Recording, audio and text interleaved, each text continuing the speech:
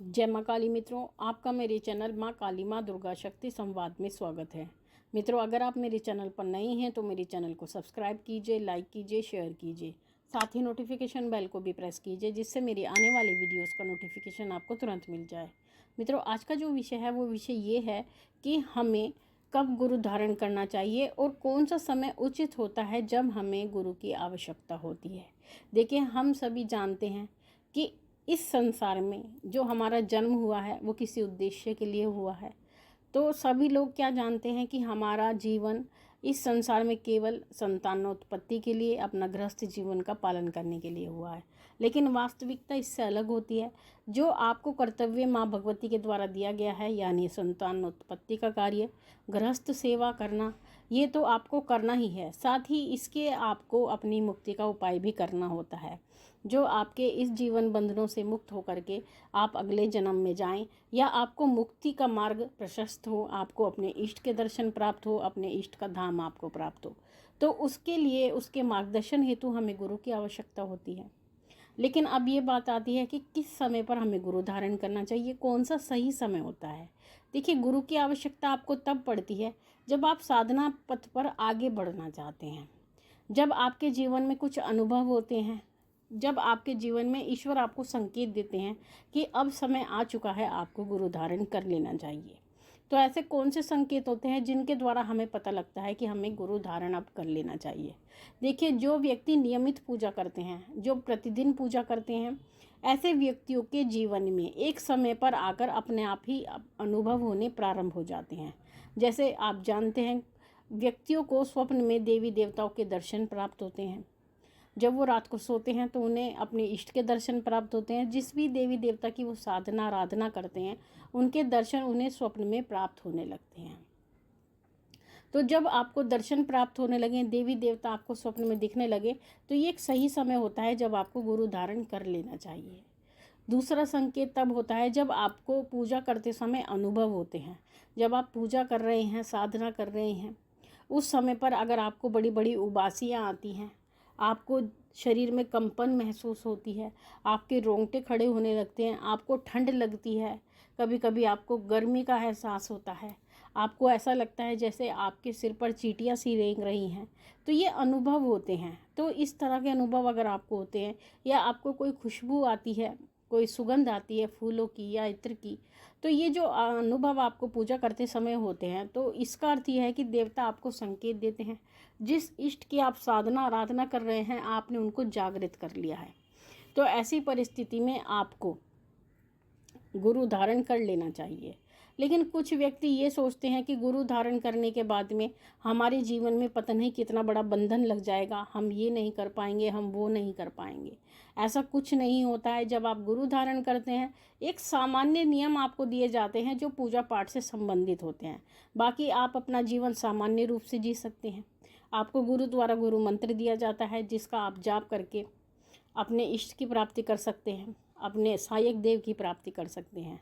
साथ ही गुरु धारण करने के बाद में आपके जीवन में बहुत बदलाव आते हैं। आप अपने इष्ट की ओर अग्रसर होते हैं, उस साधना मार्ग पर आगे बढ़ते हैं जो आपका एक स्वप्न होता है।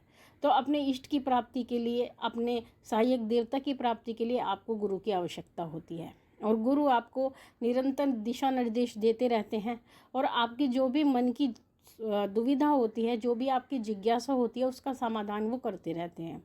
तो ऐसी परिस्थिति में गुरु के निर्देशानुसार जब आप चलते हैं और गुरु धारण करते हैं, तो आपको अपने जीवन का एक लक्ष्य प्राप्त होता है। आपको अपने जीवन में एक आत्मिक शांति प्राप्त होती है। आपको ऐसा लगता है कि आज हमारे सर पर एक ऐसा व्यक्ति है जो हमारी रक्षा कर रहा है, जो हमें जीवन में आगे बढ़ने के लिए हमारी सहायता करता है। तो गुरु का जो स्थान होता है इस संसार में सबसे उच्च होता है। माता पिता से भी उच्च, अपने इष्ट देव से भी उच्च स्थान जो होता है वो गुरु का होता है। और जब भी आप कभी देखेंगे कि अगर गद्दी लगाई जाती है, तो इष्ट देवता से भी ऊंची गद्दी गुरु की लगाई जाती है। क्यों? क्योंकि गुरु का स्थान खुद देवताओं ने ऊपर रखा है। तो गुरु का महत्व इसी बात से पता लगता है कि देवताओं से पहले भी जब गुरु का स्थान आता है, तो गुरु अपने आप में एक महत्वपूर्ण व्यक्ति होता है, जो आपके जीवन को एक नई दिशा देता है, एक नया आपको एक नया जीवन ही देता है। और जिन व्यक्तियों के शरीर में कोई ऊर्जा आती है या कोई सवारी आती है, किसी भी देवी देवता की कोई तरंग आती है, या किसी को सवारी के लक्षण होते हैं, जैसे कि किसी का खेलने का मन करता है, हाथ पैर फेंकने का मन करता है, किसी की पूजा करते समय अपने आप ही जीवा बाहर आ जाती है, किसी का सर हिलाने का मन करता है, तो ऐसी परिस्थिति में ऐसे व्यक्तियों को भी तुरंत गुरु धारण कर लेना चाहिए। क्योंकि जब आपको सवारी आती है, सवारी आना एक सामान्य बात नहीं होती, लेकिन अगर आपको सवारी आ चुकी है और उसके बाद में आप हमेशा यही प्रश्न अपने आप से करते हैं कि अब हमें क्या करना चाहिए, लेकिन आपको इस प्रश्न का कोई भी उत्तर प्राप्त नहीं होता। आप ये सोचते हैं हम क्या करें, आप इधर उधर भटकने लगते हैं और कई बार ऐसी परिस्थिति में फंस जाते हैं कि जो सवारी आपके ऊपर आ रही होती है, आप ऐसे व्यक्ति के पास चले जाते हैं कि वो आपकी या तो सवारी को उतार लेता है या आपके शरीर का बंधन कर देता है, जिस कारण से वो तरंग आपके शरीर में प्रवेश नहीं कर पाती। तो जो आपके पास होता है आप उसको भी खो देते हैं।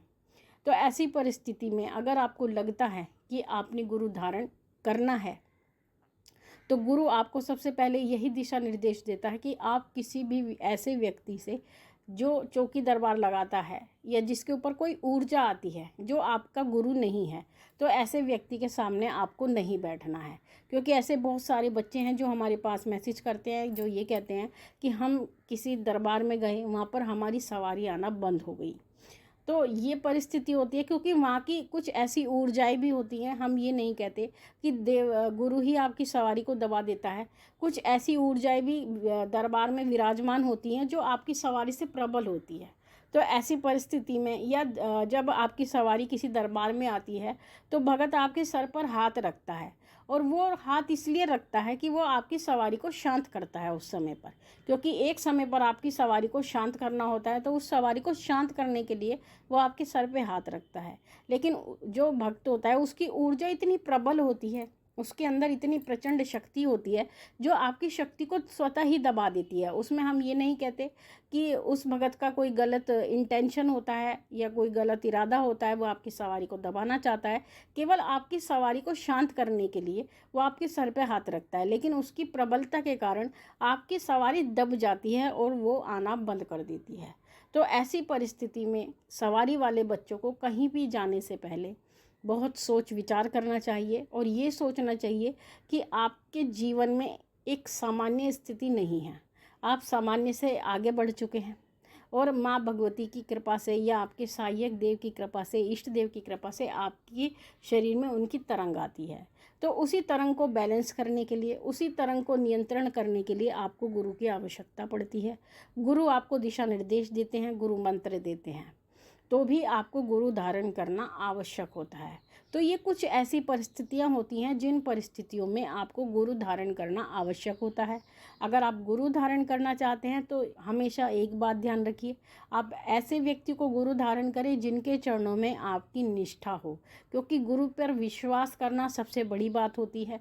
अनजान व्यक्ति को गुरु धारण ना करें, गुरु सोच समझकर परख कर ही बनाना चाहिए।